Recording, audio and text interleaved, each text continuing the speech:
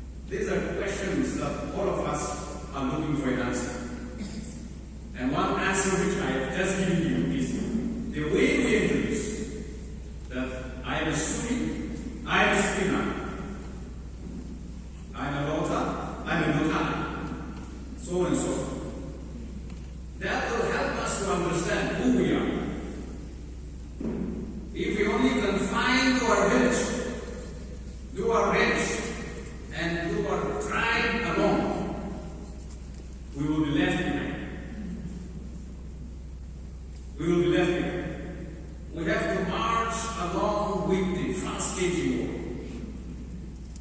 And in this context, as Sumi, as a tribe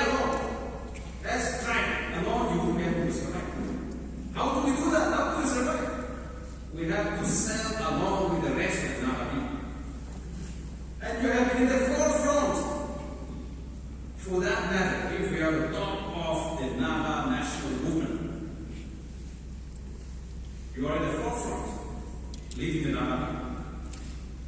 Leading the Naga people means inclusivity, not exclusivity. Not for a particular tribe, not for a particular location, a geographical area, but for the entire land. This is where Sumis were a part of. We're a part of that and we are still a part of it. I would like to throw a challenge today that Sumi brothers and sisters have a pivotal role to play in bringing the Nagas together again. Let us come back to the students. Sumis are known as warrior. This is also labeled as land of warrior. That's a Yoruba district. Now, in the present, that was in the past context, when another village was fighting with another village, that you need to claim victory by becoming a powerful warrior, by using spears, darts, because we don't have automatic weapons those days. So those are our weapons, and we claim victory out of it. Now, how do we convert that warrior, a spear, a dao, warrior into an intellectual warrior? A student conference like this, the Sumi Küqhakulu, we have to reflect ourselves, our society, Sumi society. You have to convert that warrior, that craftiness, that spear and dao warrior into an intellectual warrior. I would like to give you an example. All of us use mobile. Mobile is one which, unless it is in our pocket, we find it very difficult to exist even for an hour. Forget about an hour, a minute, let us say a second for the youngsters again. In this competitive world, most of you are holding mobiles. I don't think any one of you are using Nokia today. When the mobile revolution took place, Nokia was one of the most popular companies in the mobile world. Nokia was dominating. To procure one handset, Nokia is such a pride moment actually for the first time users. Those elderly people don't know. But the youngsters, it just went out of the market. The CEO, the chief executive officer of the Nokia, in his press conference, when the Nokia was acquired by the Microsoft, because they have to sell it to Microsoft company. So what did he say? He said, we didn't do anything wrong, but somehow we lost it. He was into tears flowing down from his eyes. So also to all these company workers, because the company has to close down, they have to retrench quite a lot, millions of employees. So they have to retrench these young employees of Nokia. They have to sell it, they were selling it to Microsoft. So he said, we didn't do anything wrong, but somehow we lost it. Why? Because Nokia was very popular as far as the keypad mobile is concerned. The keypad. But when the keypad was converted into touchscreen, this is called touchscreen. I used to say screen touch. So it has a touchscreen. That confuses me.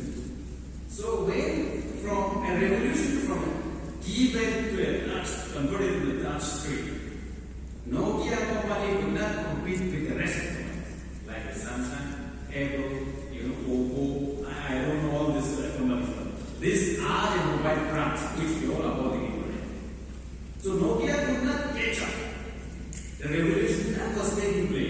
in the mobile world and they lost the market because majority of the citizens of this world were converting from a keypad to touchscreen.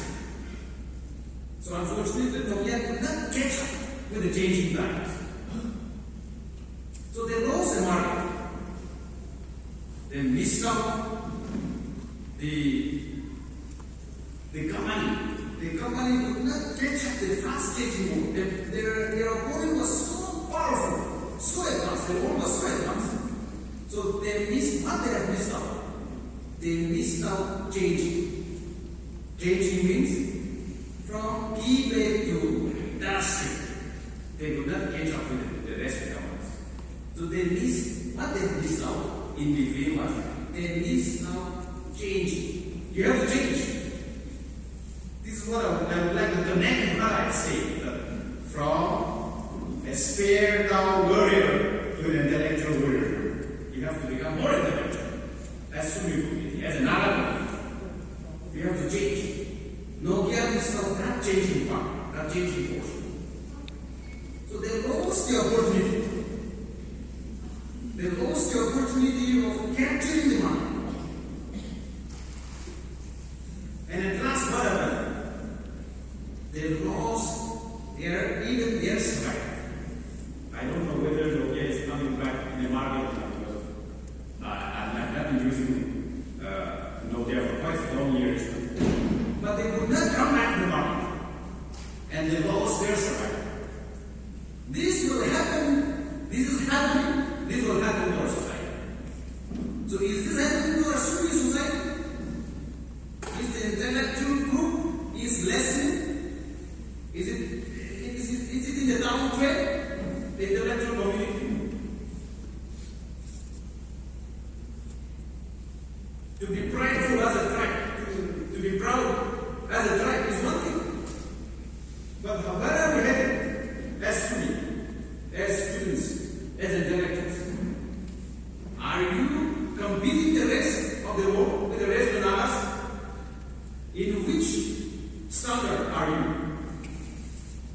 I was trying to find out the educational indicator.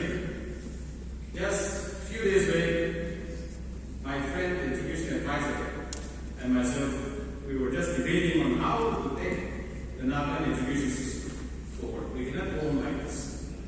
So in the educational indicator, the Achumbemo district is in the downtrend. You have according to the report, you have the highest number of dropouts. You have the lesser number of enrollment. From lesser number of enrollment to the highest number of dropouts, just imagine. Where are we heading? Are you catching up with that? This is what I would like to narrate, connect with Nokia's story. You will miss changing. And at last, what will happen? You will miss survival. Even survival. So in the educational indicator, you are in a downtrend. As student body, SKK, Sumi, Küqhakulu, and they are upcoming students. We have to do a lot of homework. How do we bring up our upcoming generation as an intellectual society, as an intellectual world? This is what I would like to throw a challenge in this conference. There was one Irishman. Let us connect that story. You all know that story. Irishman bought a horse because it was sold in the market that the fastest horse in the world. So it was so happy that a rich man who wouldn't feel like buying a very powerful horse, owning a powerful horse, fastest horse in the world. Definitely, if you are a rich man, you will feel like owning a horse. So he bought the horse, kept in the farm without training, without doing anything, because it's the fastest horse in the world. So actually, he bought it and kept it. Then there was a competition of horse race, and since he bought the fastest horse in the world, he thought that his horse will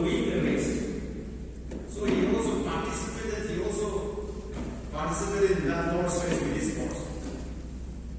And he thought it would be an easy win, a hands down, without much competition.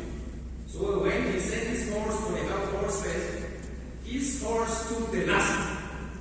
The fastest horse stood the last.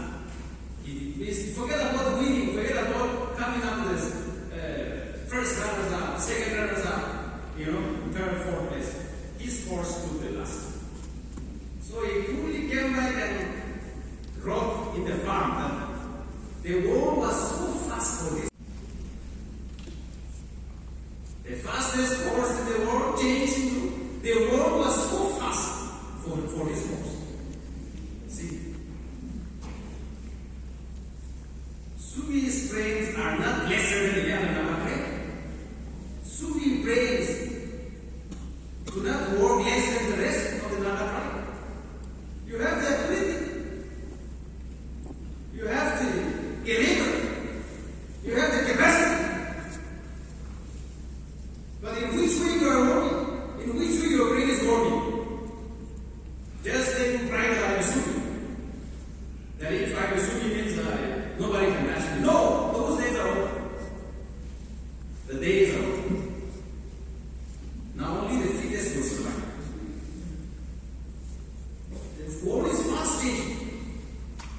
I hope you are gauging what I am trying to convey through this conference. Now let us come back to the Naga nationality. Wherever I go, I touch this aspect because this is a core part of our life. We cannot do away with this. We are people with political conscience that has helped us to grow as one community as Naga, one nation as Naga.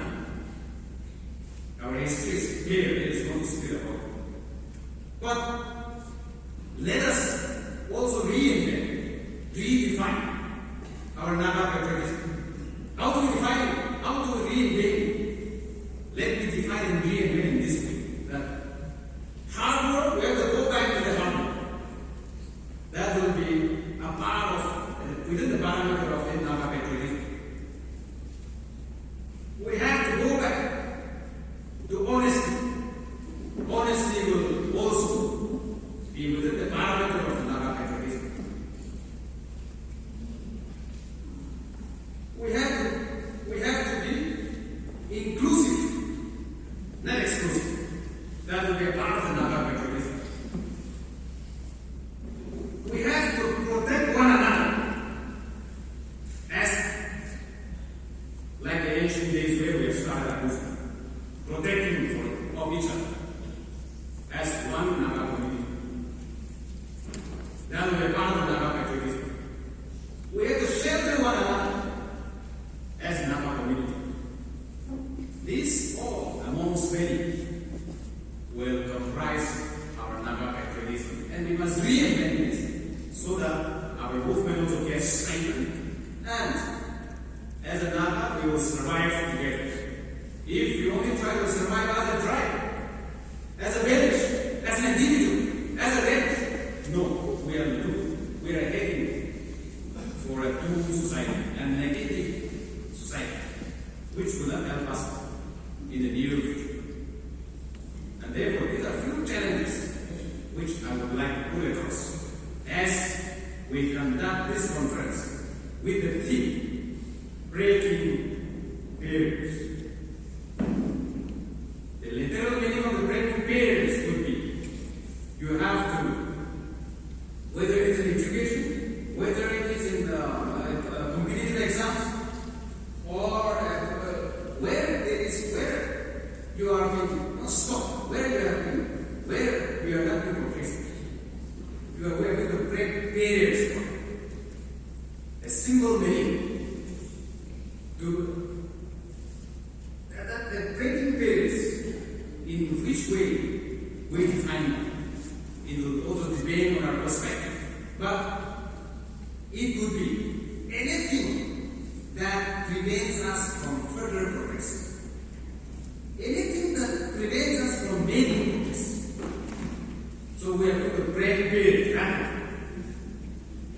What is holding the Sumis back? What is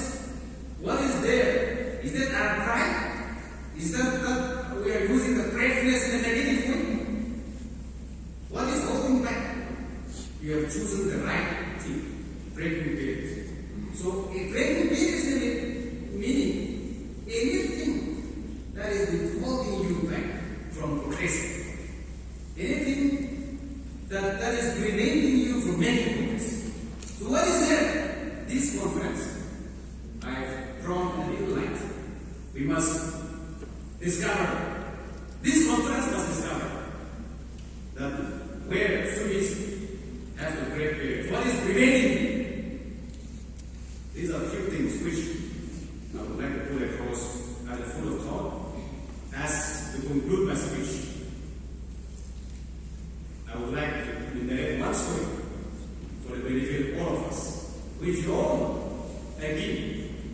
A king was having a lot of advisors, and he asked his advisors that you must bring a good advice and wisdom, which I would like to leave for the younger generation. So the advisors work day and night. As advisors, they keep ordering, definitely they have to work very hard. So they brought volumes of wisdom, advices. 1 million, 2 million. So the king said, the king fully rejected. No, not this much. Again, they worked very hard day and night. They brought back with a few chapters again. The king said, no, not this much. Nobody will read volumes of wisdom, chapters of wisdom. Nobody will read, too long. Again, they worked very hard. They brought it into 1 page. The king said, no, this is also too long. Too long for the younger generation to read. I cannot pass on these words of wisdom this much long. The work on it again, they brought with half page of their writer. The king rejected, no, this was too long. So at last, they brought 1 sentence. And what is that 1 sentence? You all know that there is no free lunch. The king finally accepted. This is what I would like to convey to the younger generation. If there is any wisdom that I would like to pass on to the coming generation, there is no free lunch. I think with that, I would like to thank the organizers for inviting me to this program and wishing congratulating the outgoing team, also wishing all the best for the new officers who will be elected to this conference, and hopefully our SKK, Sumi Society, and will grow from strength to strength, and we will continue to work together